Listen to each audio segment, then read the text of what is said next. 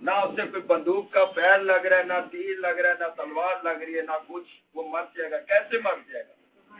रूहानी मौत मर जाएगा। हालेलुया। हालेलुया। जिस्मानी तौर पर नहीं, वो रूहानी मौत मर जाएगा, क्योंकि जो खुदा ने उसे रूहानियत बख्शी थी, जो जलाल बख्शा था, वो बागे अदन के अंदर रहकर उसे सब कुछ था। लेकिन खुदा के हुक्म को जब उसने तोड़ा, जब खुदा के हुक्म की नाफरमानी की, जब उसने की और बदी के दरख्त में से उस फल को खाया, तो कलाम मुकद्दस इस बात की शहादत देता है कि आदम उसी रोज मर गया। वो किस तरह मरा? वो रूहानी तौर पर मर गया था, क्योंकि जिस्मानी तौर पर तो वो जिंदा था, लेकिन रूहानी तौर पर वो मर गया। लेकिन मैंने याद रखना कि मजमून क्या बोला था कि खुदा किसी इंसान की मौत नहीं चाहता। इसी वजह से खुदा ने आदम को कहा था कि तू इस दरख्त का फल ना खाना, क्योंकि जिस रोज तूने से खाया तो क्या होगा? मर जाएगा। अगर इसी तरह आप मेरे साथ हिजकिय्याह की किताब देखें तो हिजकिय्याह की किताब में भी खुदावन यहाँ फरमाता है। हिजकिय्याह की किताब उसका 18 बाब और उसकी 23 आयत में लिखा है, खुदा फरमाता है, क्या शरीर की मौत से मेरी खुशी है? कौन फरमाता है? खुदा फरमाता है। वो खुदा फरमाता है जिसने आदम को बनाया और आदम की नस्लों के अंदर जिंदगी का दम ठोका। वो खुदा फरमाता है कि क्या शरीर की मौत में मेरी खुशी है? खुदा फरमाता है कि क्या शरीर की मौत में मेरी खुशी है? और आगे लिखा है, और इसमें नहीं कि वो अपनी रबस से बाज आए और जिंदा रहे। खुदा फरमाता है कि क्या शरीर की मौत से मेरी खुशी है, और इसमें नहीं कि वो अपनी पूरी रबस से बाज आए और जिंदा रहे।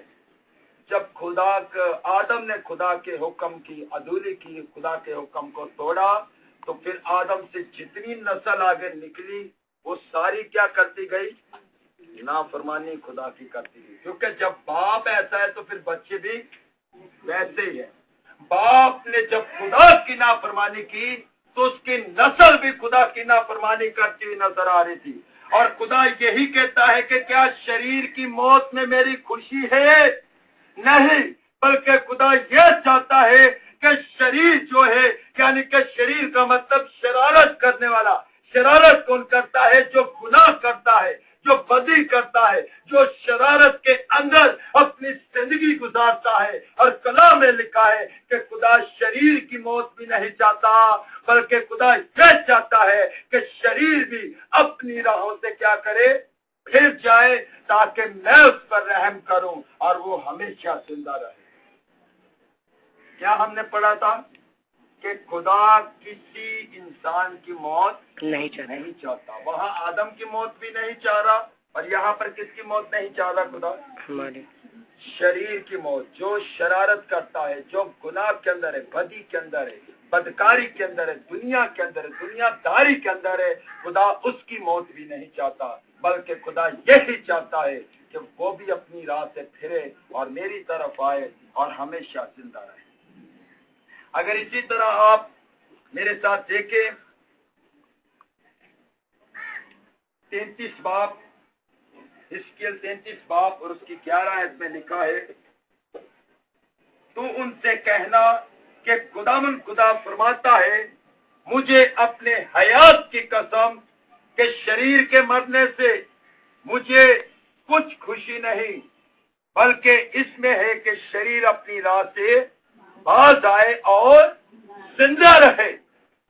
बल्कि खुदा फरमाता है, कलाम में लिखा है, खुदा हिजकिय्याह से कहता है कि तू मेरे लोगों को जाकर बता दे, मेरे लोगों को ये पैगाम दे दे, मेरे लोगों पर ये नबूवत कर दे, मेरे लोगों को आगाही कर दे, मेरे लोगों को बता दे कि तुम्हारा खुदा, तुम्हारा जो खुदा है जिसने तुम्हें खलक किया है, वो ये फरमाता है कि तुम क्या करो? अपनी शरारत से बाज हो। यहाँ पर लिखा है कि खुदा फरमाता है कि मुझे अपने हयात की कसम, मुझे किसकी कसम? अपने हयात की कसम के शरीर के मरने से मुझे कुछ खुशी नहीं। खुदा यहाँ भी कहता है कि मुझे मेरी हयात की कसम, यानी कि कसम कब खुदा खा रहा है? ताकि लोगों को यकीन दिला दे कि मैं अपनी हयात की कसम खा कर कहता हूँ कि शरीर के मरने से मुझे कुछ खुशी नहीं, बल्कि किससे खुशी है? बल्कि इसमें कि शरीर अपनी राह से बाज आए और जिंदा रहे। खुदा हर वक्त यही फरमाता है कि ऐ शरीर अपनी राह से बाज आ और क्या कर? जिंदा रहे। और यीशु मसीह ने क्या फरमाया कि इंसान अगर सारी दुनिया को हासिल कर ले और अपनी जान को नुकसान दे तो उसे क्या फायदा? पूरी दुनिया को हासिल करने का क्या मकसद है? यानी कि दुनिया की शोहरत, दुनिया की इज्जत, दुनियादारी, हर चीज दुनिया की हासिल कर ले और अपनी जान को नुकसान दे, यानी कि दुनिया में सब कुछ हासिल कर ले और जब इस दुनिया से वो फना हो जाए तो उस अजाब में चले जाए तो उसे क्या फायदा? और इसकी मिसाल यीशु मसीह ने लूका 16 बाब में एक तमसील बताई कि एक दौलतमंद था और एक गरीब